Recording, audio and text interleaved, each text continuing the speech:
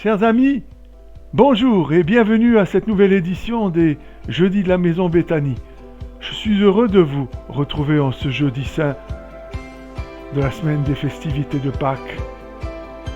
C'est une semaine particulière et qui nous amène à réfléchir à ce que s'est passé à la croix et ensuite le retour à la vie de Jésus. Et par rapport à tout cela, j'ai une question à vous poser. Que racontez-vous autour de vous en parlant du christianisme et de votre foi? Savez-vous que la façon dont nous parlons de l'intrigue centrale de l'histoire du salut définira le christianisme que nous vivons et le Christ que nous proclamons? Ce que nous pensons de la passion du Christ et de Pâques peut se voir au travers de notre vie. La foi chrétienne est-elle principalement l'histoire d'un monde à renouveler, d'un Dieu auquel il faut obéir, d'un mystère à explorer, d'un pèlerinage à vivre, ou bien la bonne nouvelle de la Bible est-elle le plus souvent et le plus significativement l'histoire de pécheurs à sauver? Êtes-vous convaincu de cela? À une époque, la bonne nouvelle de la Bible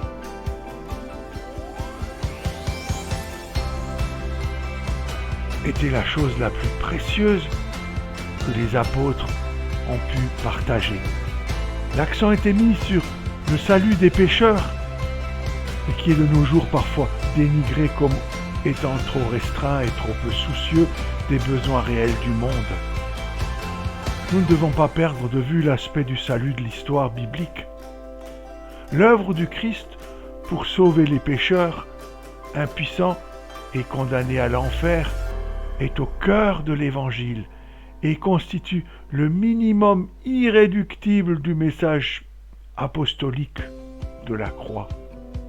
Nous ne pouvons pas y échapper si nous voulons vraiment annoncer l'Évangile. Ce n'est pas pour rien que les 4 évangiles culminent avec la mort et la résurrection de Jésus. Aucune autre biographie ne consacre un tiers de son temps à détailler la dernière semaine de son personnage. Mais les évangiles ne sont pas des biographies ordinaires. Ils racontent l'histoire de la victoire de Jésus sur le mal.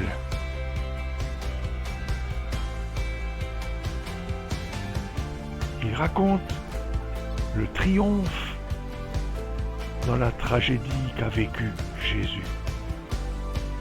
Ne vous y trompez pas. Le but de la vie de Jésus était de mourir. Le but de sa mort était de ressusciter. Et le but de sa résurrection était de justifier les pécheurs qui se confient en lui, comme le dit Romains 4, verset 28. En voyant Jésus, Jean le Baptiste a annoncé « Voici l'agneau de Dieu qui enlève le péché du monde ». Dès avant sa naissance, la mission du Christ était de sauver les pécheurs.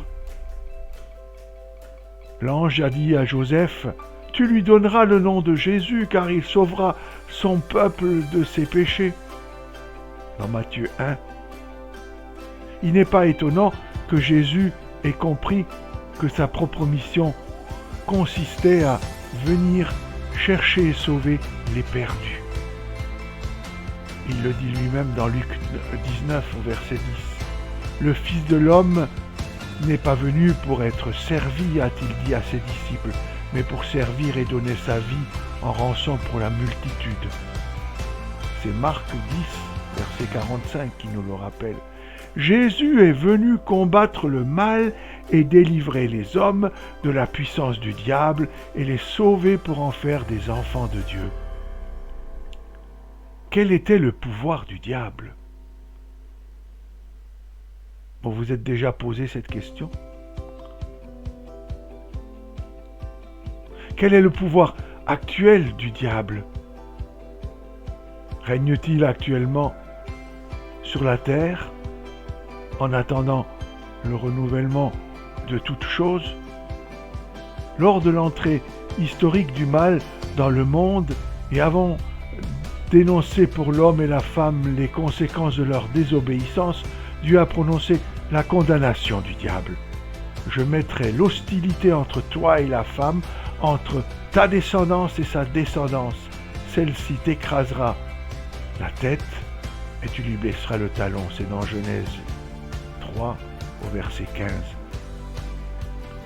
Dans ce texte appelé parfois le proto-évangile, la première annonce de l'évangile, Dieu annonce déjà la défaite du diable par la descendance de la femme.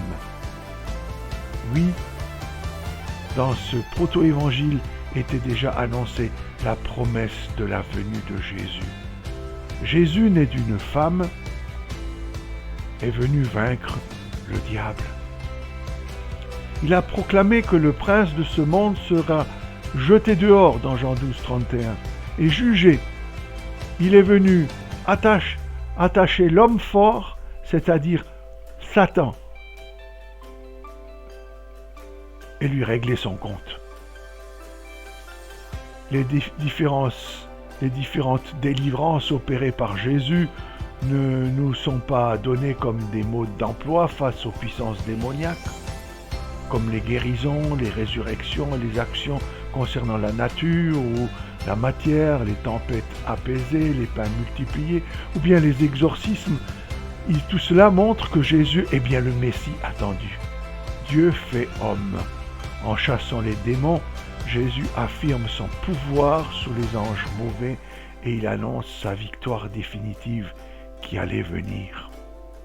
La victoire décisive, c'est lui, Jésus, qui l'a remportée. Et savez-vous où? Sur la croix, sur laquelle nous méditons ces jours-ci. L'Écriture décrit la croix non comme un succès partiel ou encore à venir, mais bien comme une victoire accomplie définitivement. Jésus est venu pour détruire les œuvres du diable, nous dit 1 Jean 3, verset 8. Et sa victoire est totale. Le diable est réduit à l'impuissance. C'est Hébreux 2, verset 14 qui nous le dit. Effectivement, il a été jeté dehors. Jésus-Christ a triomphé des puissances démoniaques. La victoire est déjà remportée. Mais n'oublions pas que le diable est une créature puissante. Minimiser cette réalité serait dangereux et montrerait un orgueil tout à fait déplacé. L'excès inverse est aussi possible. Le diable ne règne pas en roi absolu sur la terre et sur les hommes. Il est déjà vaincu. Christ est vainqueur. Satan est tombé. Et les conséquences de tout cela, nous en sommes au bénéfice. Le diable, il est menteur dès le début. Jean 8, verset 44 nous le dit. Il cherche à faire croire qu'il détient un pouvoir qu'il n'a jamais eu. Il a ainsi osé promettre à Jésus de lui donner le pouvoir sur tous les royaumes du monde. Cette promesse est typique de l'arrogance, du mensonge et de l'audace du diable. Ce qu'il promet de donner, Jésus, Dieu le Fils, le possédait déjà. Cela nous est dit dans Psaume 24, verset 1. Et lui seul peut le donner à qui il le veut. C'est Jérémie 27, verset 5, qui nous le dit. Certains textes montrent l'action du diable pour persécuter les chrétiens, les jeter en prison ou les tuer.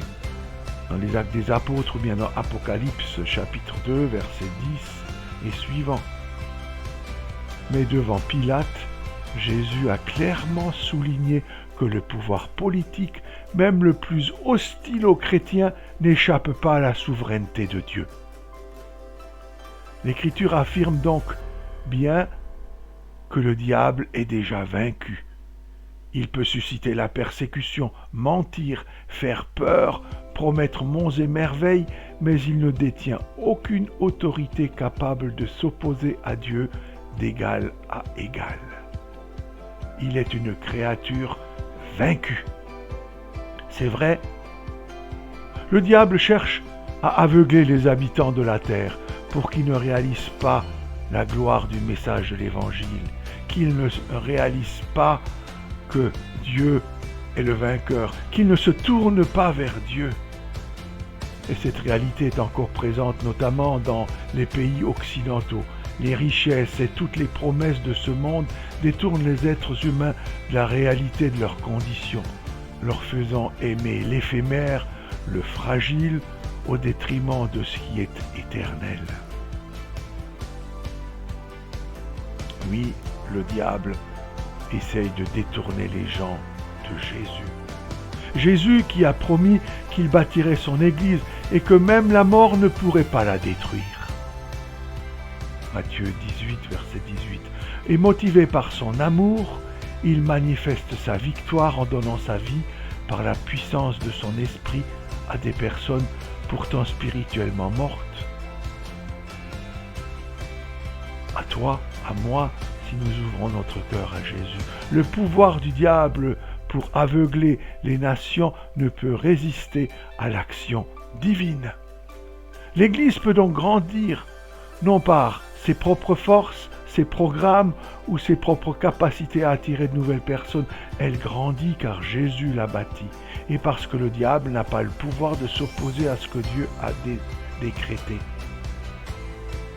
Christ utilise ainsi les êtres humains pour se faire connaître, comme il a envoyé l'apôtre Paul, son instrument pour que de nombreuses personnes passent de la puissance de Satan à celle de Dieu, Actes 28, 18. Les arrachant à ce monde mauvais, comme il le dit Paul dans Galates 1, verset 4. Ce verbe « arracher » montre l'intensité du combat. Mais l'issue ne fait pas de doute. La victoire appartient à Dieu. Christ est vainqueur et il a vaincu sur la croix. Alors en conclusion, je dirais, la victoire est déjà remportée. Le diable encore actif a déjà perdu. Son pouvoir est réel, mais bien limité. Il peut donner l'illusion d'un pouvoir plus grand, mais sa défaite est déjà une réalité présente. Nous attendons la dernière manifestation de cette victoire, lorsque le Dieu de gloire écrasera Satan définitivement, lui enlevant tout pouvoir, comme cela nous est dit dans Romains 18, verset 20. Alors en ce jeudi saint, rappelons-nous que la croix, si terrible pour Jésus, est le moyen que Dieu a utilisé pour vaincre définitivement le diable. Et voilà pourquoi Jésus s'est écrié sur la croix « Tout est accompli » et que Dieu l'a ressuscité 3 jours après pour confirmer cette victoire et pour que nous nous en emparions par la foi, toi et moi. Oui, Jésus est le victorieux et la croix est le signe de sa victoire et la résurrection, la confirmation que cette victoire est définitive et totale. Alors je vous laisse maintenant en vous souhaitant de vous réjouir de cette bonne nouvelle, de la proclamer autour de vous l'accaparer si ce n'est pas encore fait, de donner votre cœur à Jésus. Oui, je vous laisse en vous souhaitant une belle fête de Pâques et que vous puissiez ensemble vous réjouir de la victoire définitive de Jésus sur le diable. Il est vivant, Jésus, est vainqueur et il veut vous entraîner dans cette victoire. Alors, soyez bénis de Dieu et allez dans sa paix. Et je vous embrasse en vous disant à bientôt. Que Dieu vous garde.